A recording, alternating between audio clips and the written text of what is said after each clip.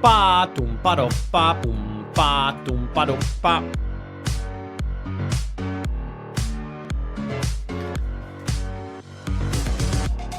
I feel a little nervous now knowing there's gonna be a YouTube video on this. What if I misspeak?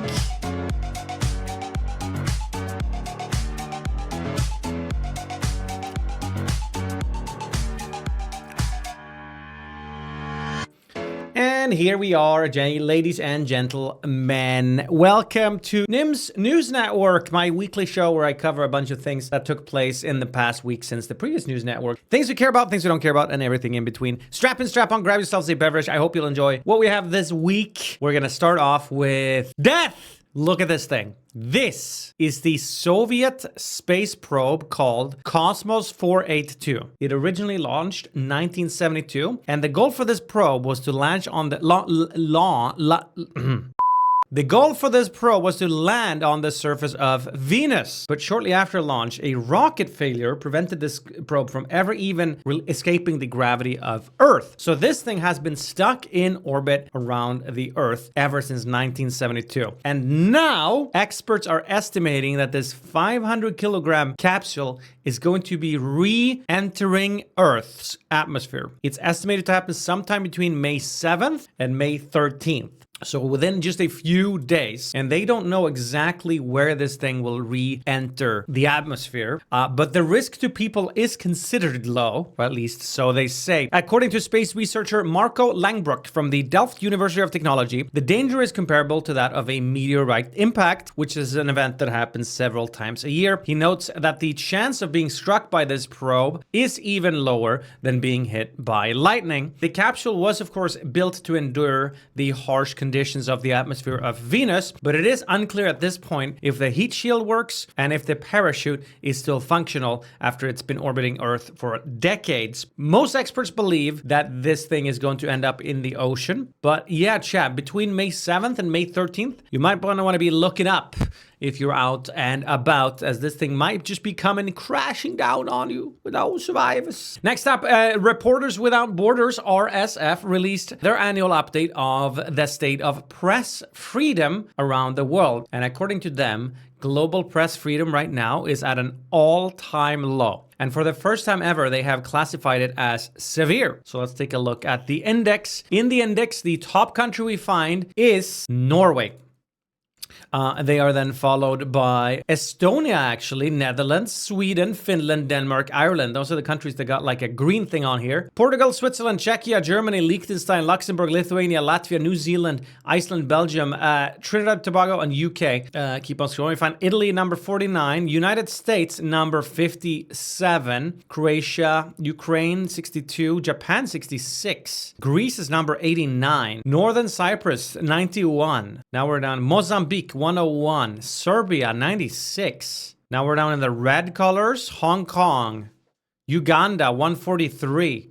Yemen, 154. Saudi Arabia, UAE, Vietnam. And then all the way at the bottom, we find Eritrea below North Korea, which is just below China. Let's talk electronic arts for a bit, or should I say electronics farts, as they are now cutting some other 300 jobs or so. About 2.5% of their global workforce is now being fired to more effectively align teams and allocate resources in service of driving future growth. EA cites weak in-game spending of EA Sports FC25. Damn, people didn't buy enough booster packs. And also the shocking underperformance of Dragon Age Veilguard. Those are some of the issues they've been having amid what they call uncertain economic conditions. More than 100 of the jobs that are being cut are at Respawn Entertainment, and that's also where they canceled an unannounced Titanfall extraction shooter, and other early stage projects have been scrapped. Respawn now says that they're going to reallocate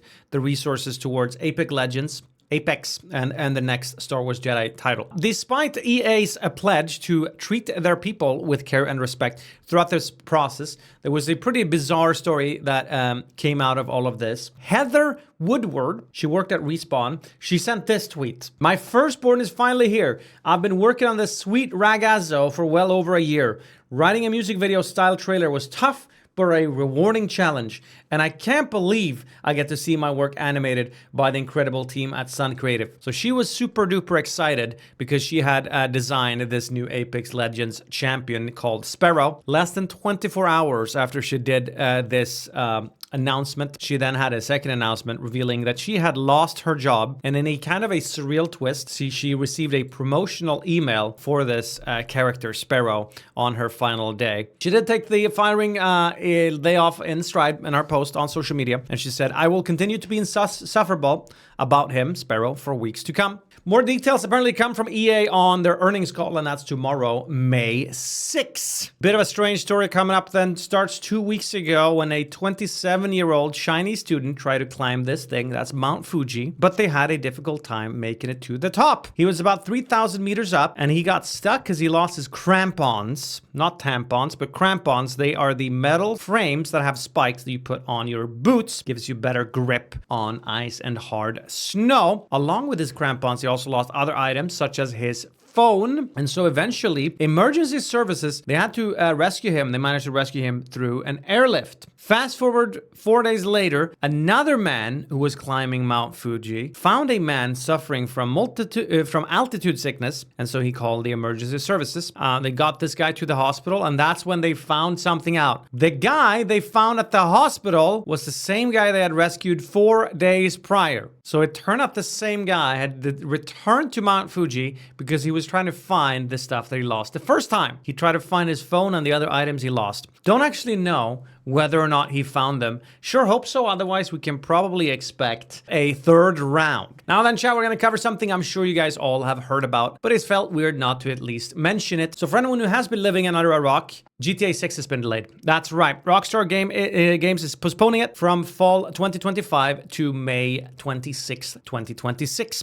In a statement, they said, "We hope you understand that we need this extra time to deliver at the level of quality you expect and deserve." This is, of course, not the first major delay that Rockstar has suffered. Red Dead Redemption 2 was delayed from fall 2017 to spring 2018, and then again to October 2018. Gaming journalist Jason Schreier tweeted, "Nobody I've talked to at Rockstar believed that fall 2025 actually was a realistic window." And he noted that it reflected a real desire from management to avoid a brutal crunch, and that the shift likely follows the backlash over reports that some Red Dead Redemption 2 teams logged 100-hour work weeks to meet their deadlines. Insiders say that the development of GTA 6 is night and day better than before, and whether Rockstar can sustain this healthier pace as they now get closer to the release date, that remains to be seen. But I guess this is maybe a good step then for those poor overworked workers. In response to the delay, Take-Two Interactive saw their stock fall 6.66%, about $15.67 per share, and that was after their announcement May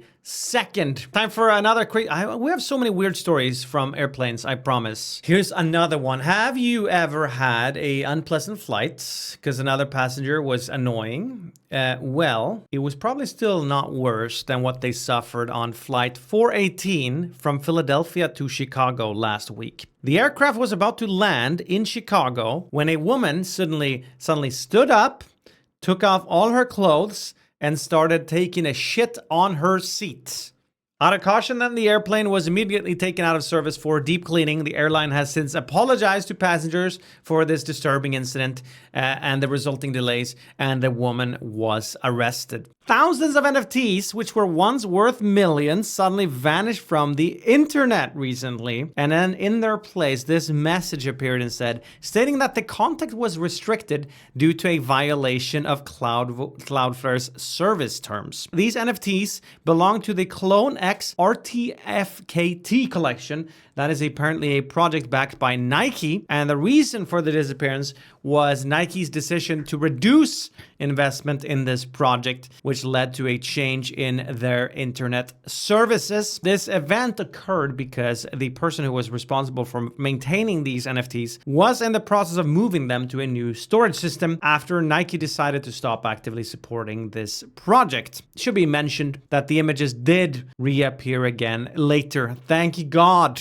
Imagine the panic otherwise. Back in late March, it was revealed that 4 major Korean companies were trying to get the StarCraft license from Blizzard, NCSoft, Nexon, Netmarble, and Krafton. They were all proposing different ideas to continue this strategy game series, ranging all the way from massive online games to mobile versions, and it has now been reported that Nexon has emerged as the winner of the bidding war. And if you don't know Nexon, they are a Korean game publisher, partially owned by Saudi Arabia. They're mostly known for creating MapleStory. Exactly what they're planning on doing with StarCraft is unknown at the moment, but they are not restricted to the RTS genre. So we might see a lot of different versions of StarCraft in the future. The deal also includes distribution rights for an upcoming mobile Overwatch game in Korea and Japan. And this new mobile Overwatch title, as sometimes been referred to as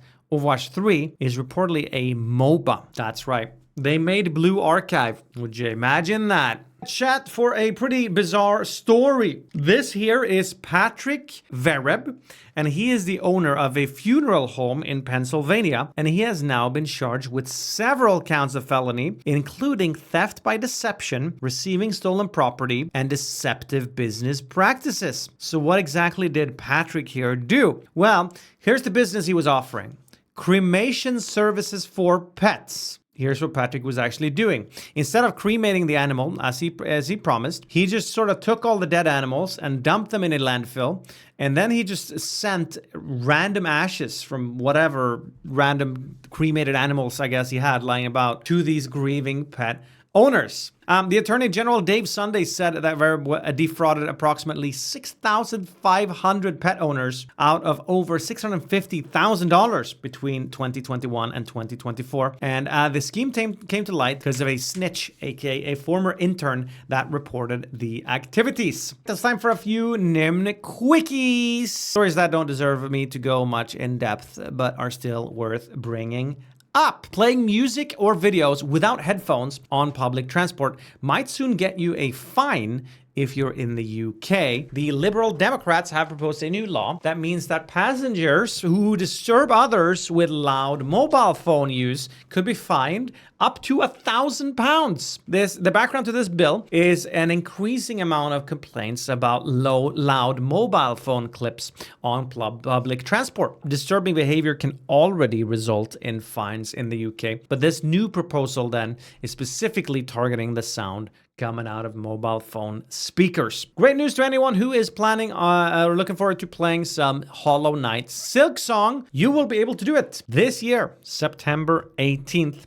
At least if you live in or if you're willing to go to Australia, more specifically Melbourne and the National Museum of Screen Culture. They will be doing a video game exhibition called Game Worlds. And in Game Worlds, you will be able to play, well, Silksong. Some fans are now speculating, I guess with these news in mind, that means that Silksong is releasing in or before September. TikTok Live has surged past Twitch to become the second most watched streaming platform. They have racked up over 8 billion hours watched, up 30%. YouTube Live is still by far the #1 platform for live streams with 15 billion hours, but TikTok's mobile-first design and their easy access to live streaming is giving it a major edge. So Twitch is now the 3rd most watched streaming platform overall.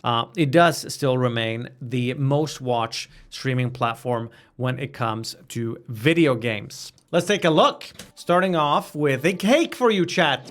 Swiss and Italian researchers have managed to create this very high-tech wedding cake. They call it Robo Cake. And at the top, there are 2 completely edible gummy bears.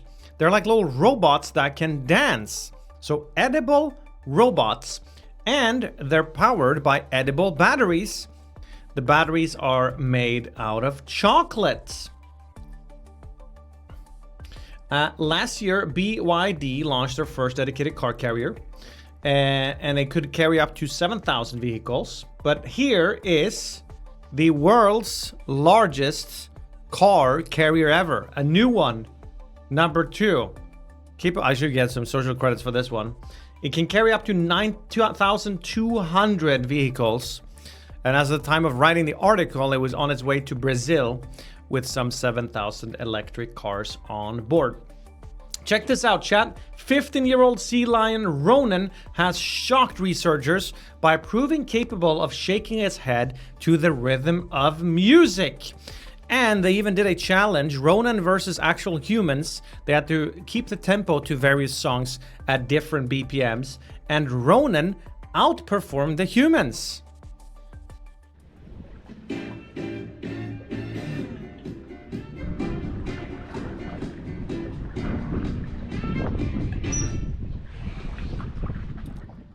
Chinese robotics company Deep Robotics dropped a video clip of their latest four-wheeled robot. It's called the Lynx M20, and this thing can move on both 2 and 4 wheels. Pretty interesting design, I gotta say. And they're showing off here how it can be used for inspections or firefighting or delivering parcels. Stairs won't save you from this one. It's said to be able to withstand temperatures from -20 to +55 degrees Celsius. And also, as you could see, it works in water. There's nowhere to run. A bizarre video then from Rishikesh in India. CCTV footage shows a bull walking on the street and then suddenly jumping on to a scooter, rides off with it for a moment, but he's kind of bad at operating this vehicle. So a little further, he is stationary again. It was a short but a very powerful ride. Here's some recently surfaced footage of a world record 96-way skydiving jump from last year in Arizona, USA. They had to use a total of 5 aircrafts to coordinate this drop, and in total, it included 96 elite skydivers, all docking in the air like this, and thus they managed to break the previous record. The previous record had some 84 skydivers doing this. So bad. And then finally, chat, for our record of the week, say hello to these 2 dogs. It's Pearl and Reginald. They are both record holders. Eek! Pearl is 9.14 centimeter tall little Chihuahua. That makes him the world's shortest dog. And then you have Reginald, a Great Dane of over a meter tall, which makes him the tallest dog in the world. They managed to bring these 2 little doggies together to Idaho for a photo shoot.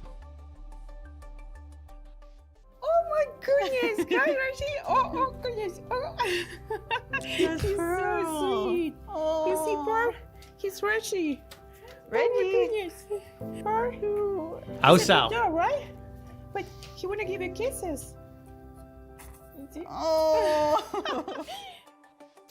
Those are some of the things to take place around the world this week. Let's head on back. OpenAI recently pulled a ChatGPT update back after the users noticed that it was excessively glazing, as the Zoomers would say. Very, very flattering, even in troubling or nonsensical situations. The CEO, Sam Altman, called the chatbot's tone psychophanty. Is that how you pronounce that word? And the company admitted that the update put too much weight on short-term feedback, which made ChatGPT give overly supportive but ultimately insincere responses. Some examples online included the bot praising someone for, sorry, this is not the one that I was just about to bring up. This one is a person who pitched a new type of business selling shit on a stick. That's the business. And so ChatGPT said, here's the real magic. You're not selling poop, you're selling a feeling. It's a cathartic, hilarious middle finger to everything fake and soul-sucking,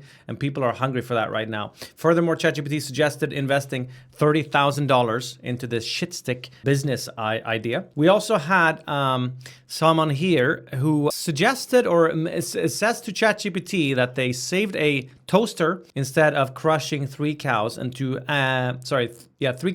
cats in the trolley problem. And ChatGPT praised the user.